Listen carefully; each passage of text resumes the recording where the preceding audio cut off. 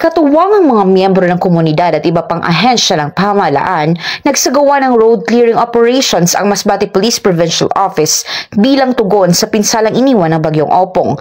Layunin ng operasyong ito na mabilisang linisin ang mga pangunahing kalsada, alisin ang mga natumbang poste at iba pang sagabal upang muling maging ligtas at madaanan ng mga motorista at residente.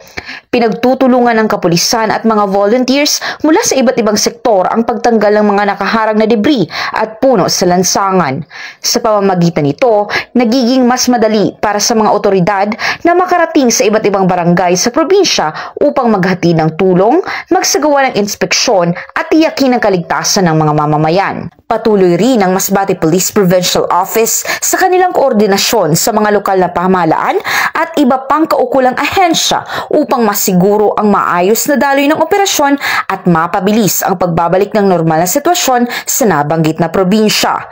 Hinihikayat din ng pulisya ang kooperasyon ng publiko sa pamamagitan ng pagbibigay ng tamang impormasyon at pakikilahok sa mga gawaing pangkomunidad upang mapagtibay ang bayanihan at masigurong ligtas at maayos ang pamumuhay ng mga lubos na naapektuhang mamamayan.